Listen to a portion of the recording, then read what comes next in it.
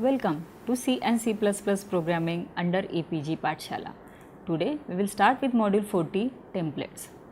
As we have seen in earlier modules the concept of user defined function.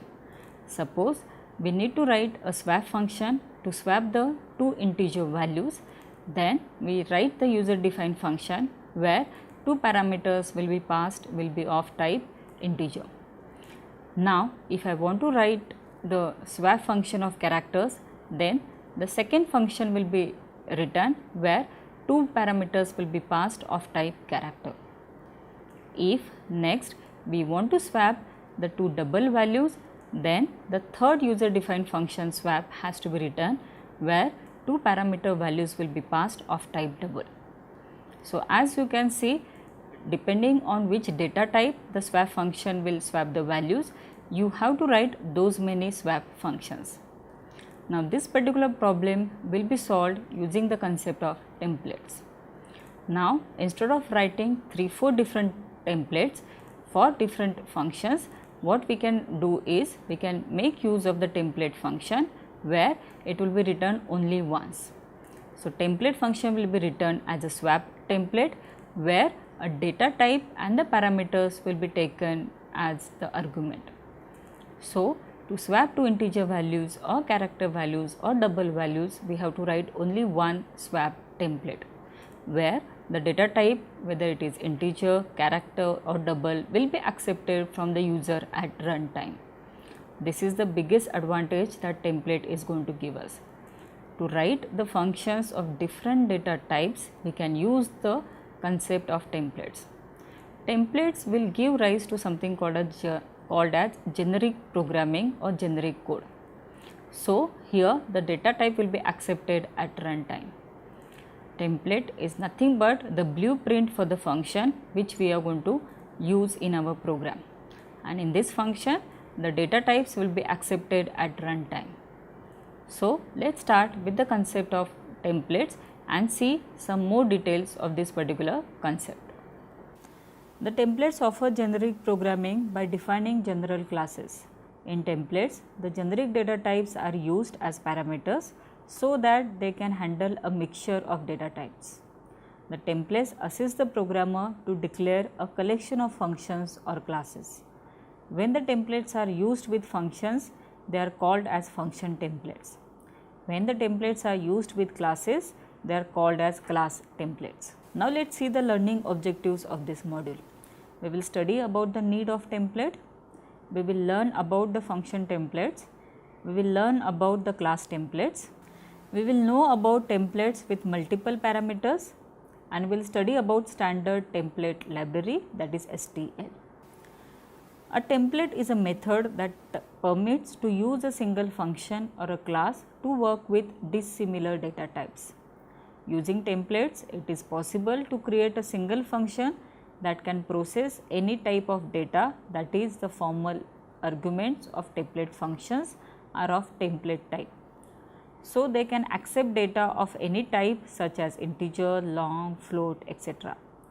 Thus a single function can be used to accept values of different data type. In general, overload functions are used when there is a need to handle different data type. But this approach increases the program size and also more local variables are created in memory. But these problems can be solved by using a template because it safely overcomes all its limitations and allows better flexibility to the program. Now we will see first the function templates. The function template and function works in the same manner, but there is one difference. It is possible that a single function template is able to work on dissimilar types at one time, but it is must that different functions are required to execute the same task on dissimilar data types. If identical operations are to be performed on two or more types of data, then it is must to use the concept of function overloading. But the better approach is to use the concept of function templates because it is possible to perform the task by writing the smaller amount of code which is easier for reuse. The function template describes the family of functions. Now let us see the syntax to declare the function template. the syntax will be template in angular bracket class type, return type function name in bracket the parameter list and the body of the function in curly braces. Example, template class T1 void swapping T1 ampersand x1 T1 ampersand y1 in curly braces T1 T1 T1 is equal to x1, x1 equal to y1, y1 is equal to T1 and end of the function. Now, as you can see here, this is a swap function which can swap the values of any data type. Let us see a program to see the usage of function template. We will start with our program hash include iostream, hash include string using namespace std, template class T1 void display T1 T1. We will start with our function code. See out the value is T1 end L and the function will end. Integer main, integer I1 is equal to 15, double D1 is equal to 15.5, string S1 is welcome to templates, boolean B1 is equal to true. Now, we are going to call a display function with all these data types integer, double, string and boolean. We are going to call a display as display I1, display D1, display S1, display B1 and return 0 and our main program will end. Now, when the above code is compiled and executed, it will produce the result as value is 15, value is 15.5, value is welcome to templates, value is 1, that is true. Now, as you can see, a same function is used for the data type integer, double, string and boolean. Now, here the T1 is a variable which will be declared as integer or double or string or boolean depending on the type of data that is passed to a function. That is basically the advantage of function template. Let us see a program to display a small number among two numbers using the function template. We will start with the program hash include iostream using namespace std, template class T1, T1 small, T1 n1, comma T1 n2. We will start with the function code return n1 less than n2 question mark n1 colon n2 semicolon end of the function. Now, this is a function template small which will find out the small between two numbers of integers or floats or characters and so on. Now, depending on the data type that is passed, if the data type is passed as integer, then the return type of this particular function will be integer. The first parameter n1 will be of integer, the second parameter n2 will be of type integer. If the parameter that is passed is of type float, then the return type of the small function will be float. The first parameter n1 will be of float and the second parameter n2 will be of float. Now, let us start with our main program integer main, integer 1 comma integer 2, float 1 comma float 2, character char 1 comma char 2. So, three variables has been declared of type integer, float and character. See out enter two integers, C in integer 1, integer 2, see out small integer 1 comma integer 2 is smaller. Now, here the integer data type is passed to the small function template. See out enter two floating point numbers end L, C in float 1 float 2, see out small float 1 comma float 2 is smaller. Here two float values has been passed to the function template. See out enter two characters, C in char 1 char 2, see out small char 1 comma char 2 has smaller ASCII value, return 0 and the program will end. When the above code is compiled and executed, it will produce the result as enter two integers. Suppose the two integers are entered are 23 and 45, then it will display the message 23 is smaller. Enter two floating point numbers. Suppose the enter values are 12.56 and minus 7.89, then it will display the message minus 7.89 is smaller. Next, it will display the message enter two characters. Suppose the two characters entered are C and A, small a, then it will display the message as A has smaller ASCII value. Now, let us see one more program to find the square of a number using the function template. We will start with the program hash include iostream using namespace std, template class T, inline t square tx. Now as you can see, this particular function is declared as inline. We will start with the function body t result. Result is equal to x into x, return result end of the function template. Now as you can see here, this particular function is an inline function. The return type is t and it is going to accept the parameter x of type t. So here if the integer value is passed to this particular function, then it will be inline, the return type is integer, name of the function is square, and in bracket it will be integer x, and the result will again be of type integer. Now let us start with our main program, integer main. Start with the declaration part, integer I1 integer result, float F1 float result, double D1 double result. Now we will give the values to I1, F1 and D1 as I1 is equal to 2, F1 is equal to 2.2, D1 is equal to 2.2. Now we will call the function as integer result is equal to square in angular bracket int and in round bracket I1, cout I1 colon integer result end L. Now second will be float result is equal to square is the name of the function template. The data type that we are going to pass is in angular brackets float, and in bracket F1 will be the value that will be passed.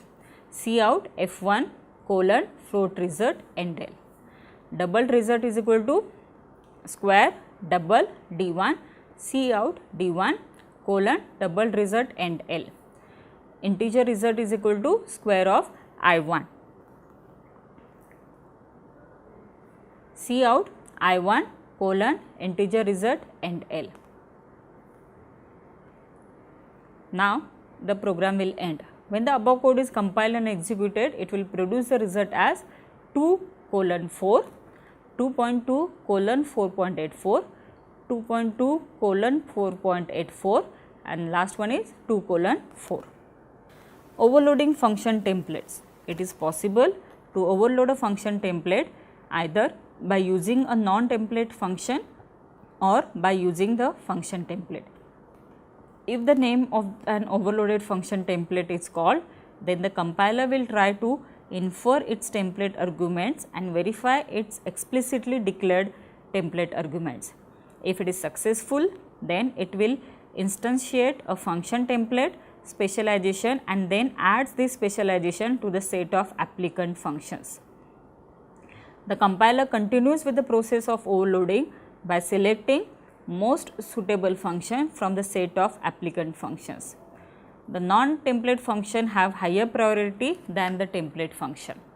Now let us see a program to implement the usage of overloading function template. We will start with our program, hash include IOStream using namespace std, template class t1, void function t1 x1, t1 y1, cout template end L.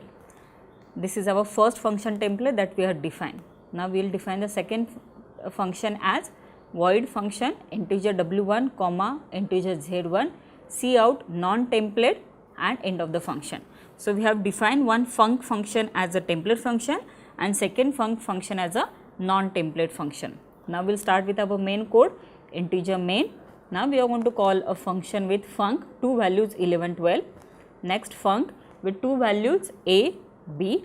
Now we are going to call a func function with two values 11, comma b. Return 0. Now when the above code is compiled and executed, it will produce the result as, for the first call func 11, 12, it is going to match with the template function integer integer. So the message that will be printed on the screen will be non-template. Now for the second, it will be func ab, where a and b are basically of type character. So a template function will be called and the message that will be displayed is template. Now the third is basically the one value is integer, second value is character. So now the non-template function will be called and it will display the value as non-template. Now we will see the program to see the concept of overloading of function template. In this particular program, we are going to define two function templates. The first function template will accept one parameter and the second function template will accept two parameters. Here one thing we have to notice is that in both the function template, the return type and the name of the function is the same. So let us start with our program. First we will start with hash include iostream using namespace std. Now we will declare first two function templates. Our first template will be template class x1 void f x1 a1. Inside this particular function template, we are just going to display the message as cout inside f x1 and our function template will end.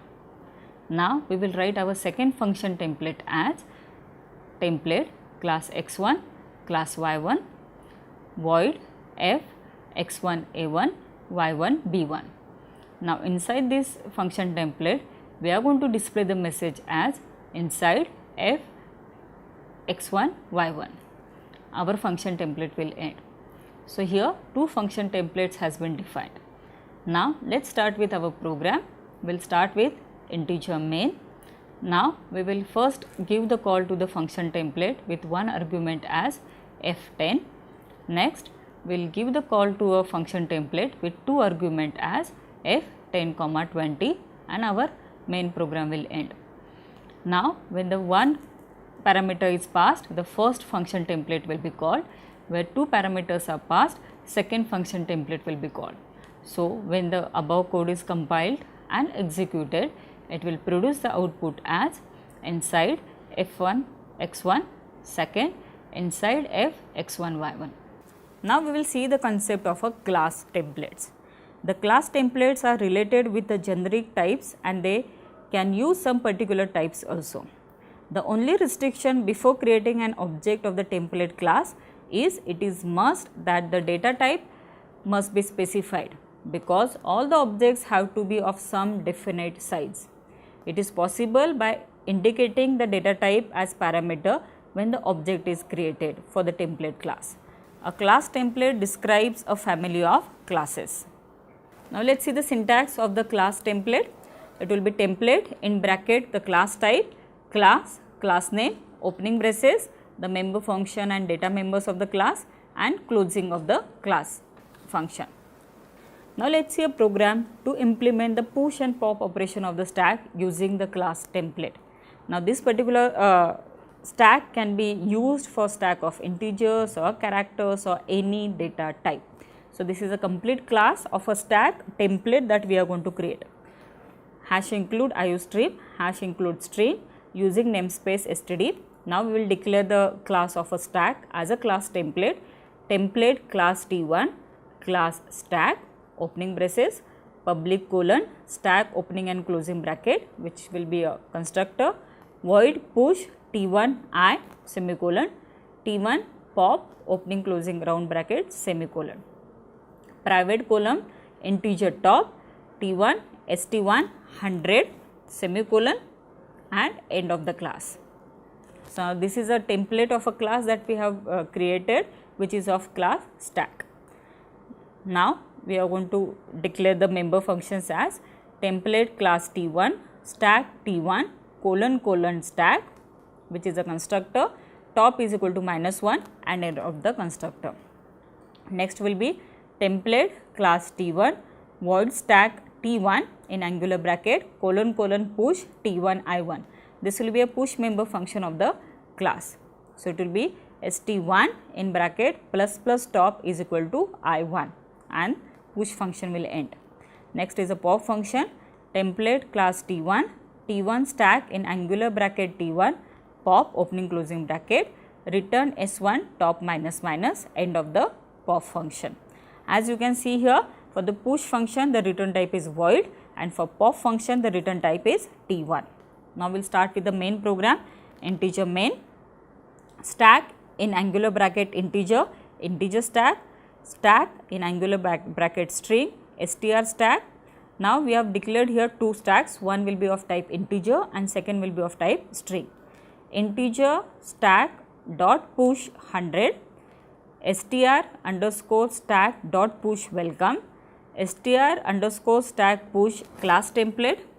Now cout element that is popped is integer stack pop. So it is going to pop out the element 100. Element that is popped is str stack pop. So it is going to pop out the element class template. Element that is popped is str stack pop Now it is going to take out the string as welcome and return 0 and the program will end. Now when the above code is compiled and executed, it will produce a result as element that is popped is 100, element that is popped is class template, the element that is popped is welcome. Now by seeing this particular example, you can see the advantage of the class template. This particular class of a stack can be used for stack of character, string, double, for any data type. Templates with multiple parameters. Now it is possible to specify more than one generic type in the template statement using a comma separated list. This can be appropriate to both the function templates and to class templates. The syntax for function template with multiple parameters is template class T1 comma class T2, return type, function name, arguments of type T1 and T2, and the body of the function, and the function will end. Example, template class T1 comma class T2, void show details x T1 comma y T2, cout T1 T2, and end of the show details function. Syntax for class template with multiple parameters. It will be written as template class T1 class T2, class name, data elements of type T1 and T2, the functions with argument of type T1 and T2, and the class will end. Example, template class T1 comma class T2, class pairs, opening of the class bracket T1x T2y, public pairs T1a comma T2b, void show details, opening and closing bracket, end of the class. Now let us see a program to implement the usage of class template with multiple parameters. We will start with a program hash include IOStream using namespace std, template class T1 comma class T2, class pairs. We will start with the class code T1x T2y, public pairs T1a comma T2b. Start with the pairs function x equal to a, y equal to b, end of the pairs function, which is basically the constructor, parameterized constructor, void show details. We will start with the member function show details, cout the pair is x comma y in bracket and L, and our class will end. Now we will start with the main program. We are going to call a pairs function with two data types, float comma integer. So the first T1 will be of type float and T2 will be of type integer. Now we are going to call a function pairs with 100, 0.25 and 24. Now we are going to call a member function pairs dot show details. So it will display the values on the screen. Then we will call the pairs char comma integer. So T1 here will be character and T2 here will be integer. Now we are going to call a function pairs in bracket character x, capital X comma minus 25. So we are calling the constructor here. Now we are going to call a pairs dot show details, return 0 and end of the main program. When the above code is compiled and executed, it will produce the result as pair is 100.25 comma 24, and next one is pair is x comma minus 25. So we can have a template or the class template with a mixed data type. Here the first data type was float and second was integer. So multiple parameters with different data types can also be useful. Standard template library. In C++, STL, which stands for Standard Template Library, is a dominant set of C++ template classes to offer general purpose templatized classes and functions that employ many accepted and frequently used algorithms and data structures like vectors, list, queue and stack. C++ Standard Template Library mainly consists of three components. They are containers, algorithms and iterators. Containers. The containers handle set of elements. To meet different needs, STL present different kinds of containers.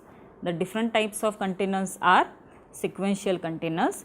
They are pre-arranged collections in which every component has a assured position.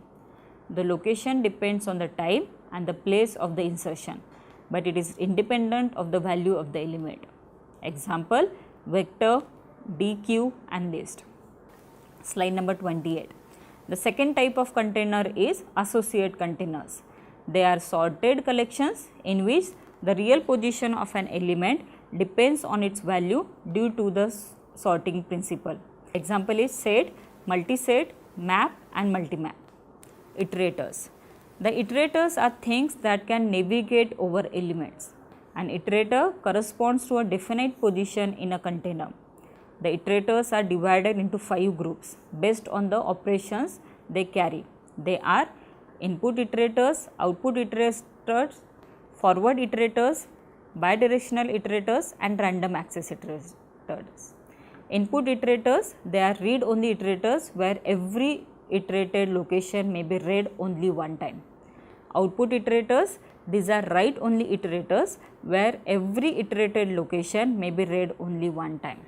Forward iterators, they have the ability of both input and output iterators, but they can be read or write a single location over and over again. They can move only in forward direction.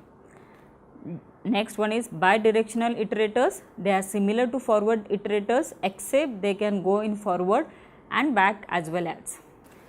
Next is random access iterators. They perform like they are bidirectional iterators, but they also represent iterators arithmetic, that is the capability to jump forward or backward in a single step. The vector, string and dequeue are random access iterators. Next is algorithms for STL. The STL provides many typical algorithms for the processing of elements of collections. They can search, arrange, alter or only use the element for dissimilar purpose. The algorithms tries to use iterators. The algorithm has to be written only one time to work with random containers because the iterators interface for the iterators is frequent for all container types. Now let us see program to implement the usage of vector. We will start with program. Hash include IOStream, hash includes vector using namespace std. We will start with our program integer main, vector in angular bracket integer, vect is a object, integer I1, cout vector size is equal to vec dot size endl. For I1 equal to 0, I1 less than 5, I1 plus plus, vec dot push underscore back I1 end of the for loop, cout extended vector size is equal to vec dot size endl. For I1 equal to 0, I1 less than 5, I1 plus plus, cout value of vect I1 is vect of I1 end of the for loop, vector integer colon colon iterator V1 is equal to vect dot begin, while V1 is not equal to vect dot end, cout value of V is equal to star V1 endl V1 plus plus, end of the while loop, return 0, end of the main program. Now when the above code is compiled and executed, it will produce the result as vector size is 0 which is initial, extended vector size is 5, value of vector 0 is 0, value of vector 1 is 1, value of vector 2 is 2, value of vector 3 is 3, value of vector 4 is 4. Next, value of vector is v is equal to 0, value of vector v is equal to 1, value of v is equal to 2, value of v is equal to 3 and value of v is equal to 4. So now in this particular way we can initialize the vector and use the capability and many functions and utilities which are there in a vector class. Let us see a program to implement the usage of the find operation on vectors. We will start with the program hash include IOStream, hash include vectors using namespace std, template class T1, comma class U1, T1 find, T1 first, comma T1 last, comma constant U1 ampersand value. Now we will start with the find function code.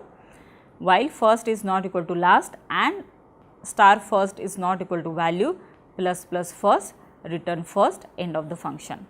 We will start with our main program integer main, vector integer V1 for integer I1 equal to 0, I1 less than 10, I1 plus plus, V1 dot push underscore back I1, integer x1 equal to 5, x2 is equal to 120, vector integer colon colon iterator it1, IT1 is equal to find V1 dot begin comma V1 dot end comma x1. So, it is trying to find the value of 5 inside the vector. If IT1 is not equal to V1 dot end, Cout found x1 end L, else Cout could not find x1 end L, end of the if condition. IT1 is equal to find V1 dot begin comma V1 dot end x2. If IT1 is not equal to V1 dot end, Cout found x2, else Cout could not find x2, return 0. And our program will end. When the above code is compiled and executed, it will produce the result as found 5, could not find 120. Now, here our vector has been initialized for the values 0 to 10. So, 5 was present, whereas 120 was not present in our vector list. Now, let us see a program to implement the usage of find operation on list. List is another data type which is there in a template class or in a standard template library. Hash include IOStream, hash include list, hash include string.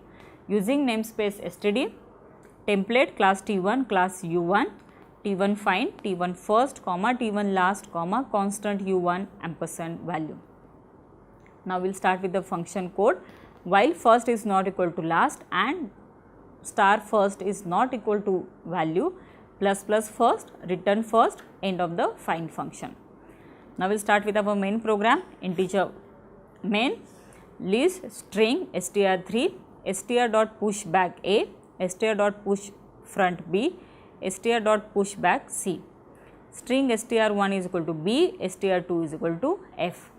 List string colon iterator IT1, IT1 is equal to find str dot begin comma str dot end str1. So, it is going to find the character B inside the list. If IT1 is not equal to str end, then Cout find str1, else Cout could not find str1 end. IT1 is equal to find str begin comma str end str2. Now, it is going to find the character F into the list. If IT1 not equal to str end, Cout found str2, else Cout found could not find str2, return 0 and main program will end. Now, when the above code is compiled and executed, we will get the result as found B, because B was there in the list of A, B and C, and F is not present. So, second message that will be displayed on the screen is could not find F. Now, let us summarize the module of templates. Template is a method which will describe one function or one class to work with dissimilar data types. The function template will describe the family of functions. A function template can be overloaded with different data types. The class template will describe the class of families. The class template can accept the generic data type where this data type will be separated by the comma separated list. A C++ standard template library mainly consists of 3 components. They are containers, algorithms and iterators. The containers handle set of elements. Sequential containers are pre-arranged collections in which every component has a assured position. Associative containers are sorted collections in which the real position of an element depend on its value due to the sorting principle. An iterator corresponds to a definite position in a container. Input iterators are read-only iterators where every iterated location may be read only one time. Output iterators are write-only iterators where every iterated location may be read only one time. Forward iterators have the ability of both input and output iterators. Bidirectional iterators are similar to forward iterators except that they can go toward the back as well as forward direction. The vector, string and deque are random access iterators. The algorithm has to be written only one time to work with random containers because the iterator interface for the iterators is frequent for all container types.